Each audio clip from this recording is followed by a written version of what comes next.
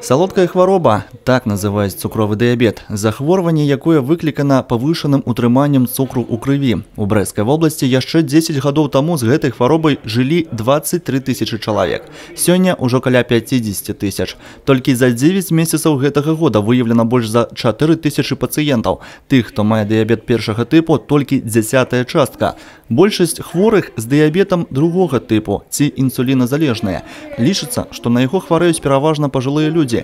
Але специалисты развеивают стереотип. Диабет значно помолодел. Даже у лиц призывного возраста с избыточной массой тела мы уже диагностируем сахарный диабет второго типа, то есть у лиц старше 18 лет. Напрямую эта ситуация связана с факторами риска. Их 3. Это избыточная масса тела, малоподвижный образ жизни и, кстати, курение. Праведзеныя ў вобласці СТЭПС даследаванні паказваюць, сярод насельніцтва рэгіёна усе гэтыя фактары рызыкі вельмі распаўсюджаныя. Каждый 4-й человек у нас имеет ожирение, то есть 26 с чем-то процентов, практически каждый 4-й человек. А вообще более 60% населения имеет повышенную массу тела. Доказано также, что курение оказывает негативное влияние на здоровье человека и повышает риск развития сахарного диабета на 12%. А у нас курит 28,6% населения. Дыета, фізічная актыўнасць і адмова ад шкодных звычак – асноўныя меры прафілактыкі цукровага дыябету. Зневажаць іх не варта, бо хвароба пагражае парушэннямі сардэчна-сасудзістай сістэмы, нырак, гангрэнай ніжніх канечнасцяў, слепатой.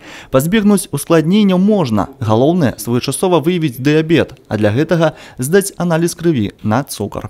Если у вас сахар крови более 6,1, то это уже необходимо просто бежать в аптеку за глюкометром и контролировать свой сахар. И даже важнее сахар контролировать не натощак, а после приема пищи. И если через 2 часа после еды сахар крови не приходит в норму, это плохо, это можно назвать уже преддиабетом. И тут немедленно нужно заниматься профилактическими мероприятиями.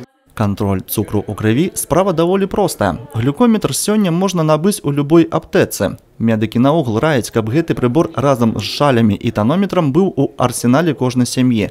У барацьбе з дыябетам, як нідзе, вельмі важны самакантроль. І не толькі ўзроўню цукру ў крыві, але і кантроль, якую ежу і ў якой колькасці мы спажываем і колькі мы рухаемся. Людмила Салдзіна, Олег Завадскі, Александр Сівіцкі, телерадиокомпанія «Брест».